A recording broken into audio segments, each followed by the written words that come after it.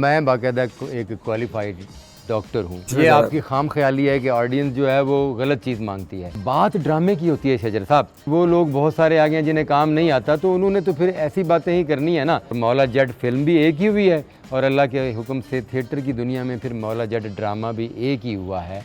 कुछ एक्ट्रेस को नाजायज़ करने पे मजबूर करते हैं, आप इस बात से मुतफिक हैं? जहाँ औरत को इज़्ज़त दी जानी चाहिए इज़्ज़त दी जाए, और जहाँ मर्द का जो इस्तेकाक है वो भी उसको मिलना चाहिए। जब सिर्फ ड्रामा होता था, रक्स नहीं था थिएटर में, दौर आया कि थिएटर ड्रामा में रक्स आ गया। जब रक्स आया तो फिर नाचने वाले भी आए, मगर उसके बाद एक तबका ऐसा आया कि उन्होंने कहा कि किस तरह शॉर्टकट के जरिए रातों रात करोड़पति हुआ जा सकता। सर, आफ्ताब इकबाल के शो से जो भी नाराज होके आता है, जी जी, सब तो पहले तुसी होता इंटरव्यू क्यों करते? हाँ बिल्कुल करता हूँ मैं। क्यों करती? मैं सबसे पहले आप किसी को मौका क्यों नहीं देते कि कोई और करे?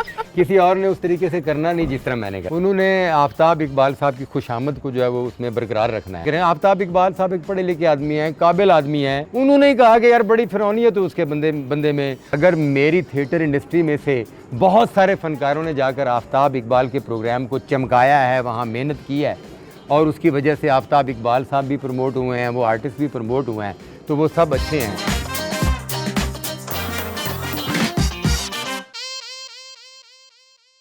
अस्सलाम वालेकुम जी, दिस इज शजर अब्बास। आप देख रहे हैं मेरा शो मेहमानदारी विद शजर अब्बास। और आपको पता है कि जैसा कि मैं नया से नया गेस्ट ढूंढ के लाता हूँ आप लोगों के लिए, आप लोगों से रिक्वेस्ट है इसी तरह मेरे चैनल को क्या अपने चैनल को लाइक, सब्सक्राइब एंड शेयर करते रहिएगा, क्योंकि अच्छे से अच्छे कॉमेंट्स जो है ना मुझे चाहिए होते हैं। प्लीज़ करते रहिएगा, मौला का वास्ता। कहना ये था कि आज हमने एक ऐसे गेस्ट ढूंढे हैं कि जो बाकायदा छुपे रुस्तम जिन्हें कह सकते हैं हम। मैं ज़्यादा आपको बातों में बहलाना नहीं चाह रहा। मेरी मुराद डॉक्टर अजमल मलिक साहब। अस्सलाम वालेकुम सर। वालेकुम अस्सलाम। डॉक्टर साहब कैसे हैं? मैं ठीक हूँ अल्हम्दुलिल्लाह। ये आपने अभी कहा है कि जी मैं बड़े गेस्ट ढूंढता हूँ, और एक गेस्ट आज हमने बड़ी मुश्किल से ढूंढा है। बड़ी मुश्किल से क्या ढूंढा है, मतलब मैं कहीं छुपा हुआ हूँ? सर मुश्किल से इसलिए कि एक तो अल्लाह की रहमत से आपकी एक फिल्म बहुत जल्दी हिट हुई है, और फिल्म हिट होने के बाद ना अच्छा, बड़े ये बहुत डायरेक्टर जल्दी हिट हो गई है फिल्म में क्या? भाई फिल्म हिट हुई है अल्हम्दुलिल्लाह, अच्छी चली है। बहुत जल्दी से मुराद ये है कि इसको लेट हिट होना चाहिए। सर नहीं पता क्या, हिट होने के बाद ना डायरेक्टर विद एक्टर आपको पता प्राउड हो जाते हैं ज़्यादा। तो हमने इसलिए मैंने ऐसे ये नहीं कहा कि मैंने बड़ी मुश्किल से ढूंढा है। मैंने मूड बनाया था प्राउड होने का, फिर मैंने सोचा और फिल्में भी करनी है। सर कैसे हैं? अल्हम्दुलिल्लाह डॉक्टर साहब आपके हाथों में आए, आज तक आपको इंटरव्यू दिया, आज बड़ा यानी बड़ी कहते नहीं फीलिंग ब्लेस्ड है मेरी कि मैं आपका इंटरव्यू कर रहा हूँ। अल्लाह ही है ना, हम आपका इंटरव्यू करते रहे, मौला ने तो फंसाया है वापस। ज़रूरत पड़ गई आपको हमारी। डॉक्टर साहब कई ड्रामे किए आपने जी, और पहले तो मैं ये पूछना ये चाहूँगा कि आगाज़ कैसा, और ये डॉक्टर जो नाम के आगे लग रहा है ये क्या है? मैं बाकायदा एक क्वालिफाइड डॉक्टर हूँ। वाह। और स्टूडेंट लाइफ से क्योंकि शोबिज़ में आ गया था, तो मेडिकल कंप्लीट करने के बाद प्रैक्टिस नहीं की, जॉब नहीं की। मैं समझता था कि मैं डिग्री तो ली है, डिग्री होल्डर तो हूँ, मगर मेरा शोबा जो है वो शोबिज़ है। तो मैं शोबिज़ में आ गया और अल्लाह ने रहमत कर दी।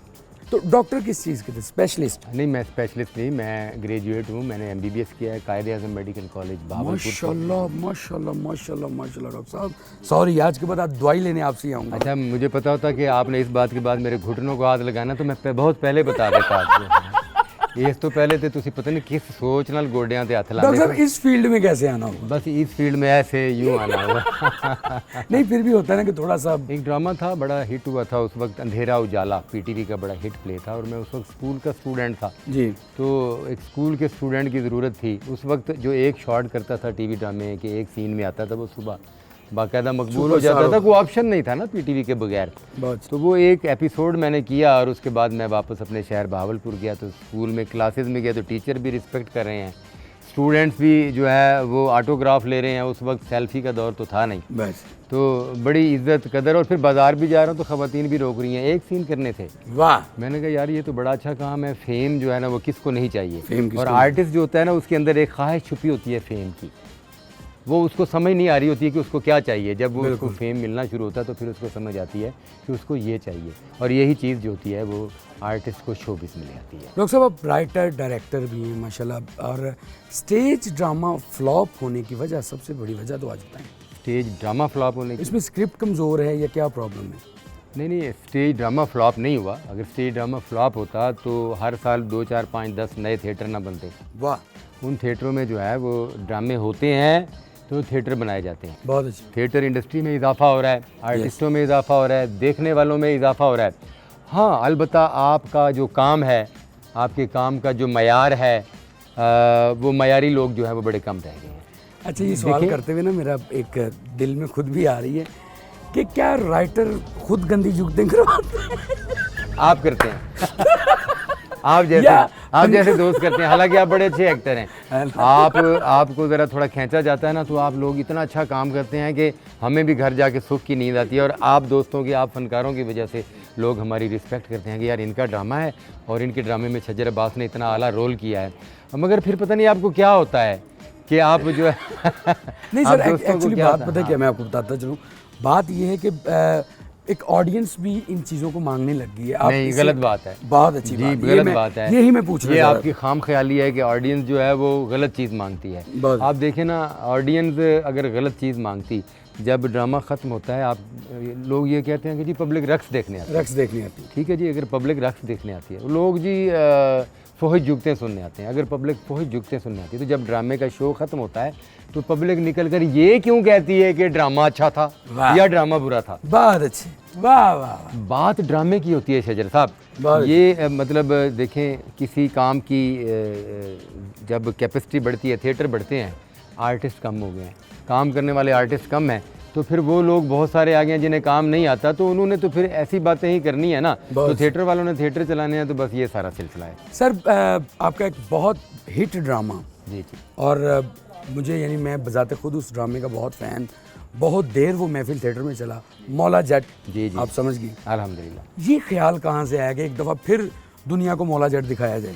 देखिए जी, उन दिनों मौला जट का सब्जेक्ट फिल्म के लिए दोबारा रिपीट किया गया था। अच्छा, आपने फिल्म ही को रिपीट किया? नहीं, आप मेरी बात को नहीं समझे। 1978 में फिल्म रिलीज़ हुई मौला जट, और फिर ये पिछले साल 2023 में दोबारा फिल्म शूट की गई मौला जट। हाँ, बहुत अच्छी बात है। लाशारी साहब ने जो है वो मौला में तेरी पकी पकी मशूक। हाँ, ठीक है ना। ये तो खैर उस वक्त का जुमला है, तो अभी भी रिपीट किया गया। फिल्म को का सब्जेक्ट दोबारा रिपीट किया गया, मौला जट। तो मुझे कुछ दोस्तों ने कहा कि इतने सालों के बाद इतनी बड़ी फिल्म है, उसको फिल्म इंडस्ट्री ने रिपीट किया है, लेजेंड ऑफ मौला जट के नाम से इस फिल्म को दोबारा शूट किया गया है, फिल्म रिलीज़ हुई है, फिल्म हिट हुई है। क्या थिएटर पर भी ऐसा सब्जेक्ट हो सकता है? आप लोग कर सकते हैं? हो, बड़ी बात है। आप लोग थिएटर वाले लोग क्यों नहीं ऐसे सब्जेक्ट्स को जो है ना थिएटर की जीनत बनाते? बहुत मुश्किल है, आप कर नहीं पाएंगे। असल में सारी ज़िंदगी थोड़ा सा, आपने भी मेरे साथ काफ़ी काम किया है, तो ये बड़ा प्रॉब्लम है कि किसी चीज़ के लिए चैलेंज ना किया जाए, और अगर चैलेंज किया जाए और काम करने वाला बंदा उसे चैलेंज समझकर कबूल कर ले, तो फिर अल्लाह की ज़ात ज़रूर रहमत कर दी है। और मौला जट फिल्म भी एक ही हुई है, और अल्लाह के हुक्म से थिएटर की दुनिया में फिर मौला जट ड्रामा भी एक ही हुआ है, और उसके बाद फिर मुश्किल है। सर, सवाल करते हुए ना मैं थोड़ा सा घबरा रहा हूँ, क्योंकि कभी आप मेरे बाप भी हैं डायरेक्टर, ठीक है, तो पूछना ये चाह रहा हूँ, कभी ऐसी बात हुई नहीं, लेकिन फिल्मी डायरेक्टर्स जो और फिल्मी प्रोड्यूसर्स जो हैं या थिएटर समथिंग, कुछ एक्टर्स को नाजायज़ करने पे मजबूर करते हैं। आप इस बात से मुत्फिक हैं? मैं इस बात से मुत्तफिक नहीं। यस, मैं इस बात से मुत्तफिक नहीं हूँ। पहले तो आप ज़रा क्लियर कर दें कि प्रोड्यूसर और डायरेक्टर कुछ एक्टरों को नाजायज़ करने पर मजबूर करते हैं। यानी मीन्स के उनके साथ नाजायज़ काम करना, मीन्स के आप मतलब उनको नाजायज़ इस्तेमाल करने की कोशिश। नहीं, ऐसा हरगिज़ नहीं है। देखिए, मेरी बात सुने, हमेशा इल्ज़ाम जो है वो मर्द पर ही जाना होता है। आप खलीलुर रहमान कमर साहब की बात दोहरा रहे हैं। नहीं, मैं बिल्कुल भी खलीलुर रहमान कमर साहब की बात नहीं दोहरा रहा। मेरे और उनके ख्यालात में ज़मीन आसमान का फ़र्क है। जहाँ औरत को इज़्ज़त दी जानी चाहिए, इज़्ज़त दी जाए, और जहाँ मर्द का जो इस्तिकाक है वो भी उसको मिलना चाहिए। बड़ी बात।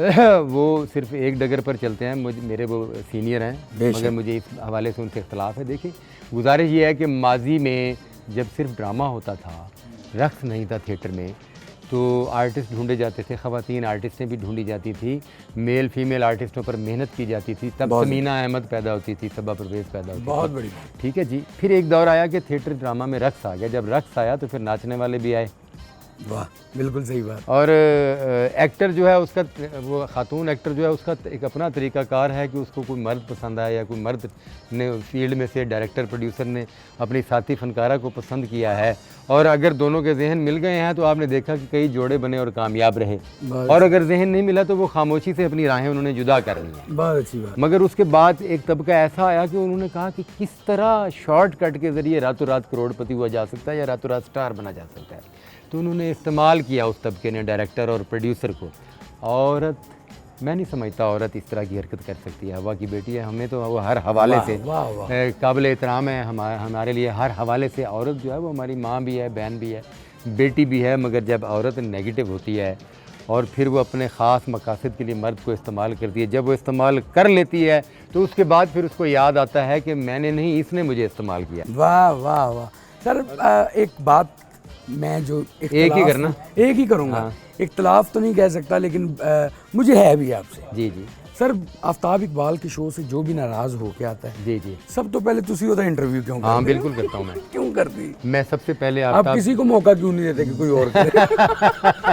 किसी और ने उस तरीके से करना नहीं जिस तरह मैंने करना है। यस। उन्होंने आफ्ताब इकबाल साहब की खुशामद को जो है वो उसमें बरकरार रखना है। बहुत अच्छी मैं सीधा खरा सा आदमी हूँ, हालांकि उनके जो इर्द गिर्द के लोग हैं वो नीचे आकर कमेंट्स भी करते हैं कि तुझे क्या तकलीफ है, तू मामा लगता है, तू ये लगता है। अच्छा जी। हाँ करते हैं, वो आकर कमेंट्स करते हैं, मगर मैं उनको यही समझाता हूँ कि देखें मेरी बात सुने, यहाँ पर जो हकायक हैं उनको आप सामने लाएँ। यस।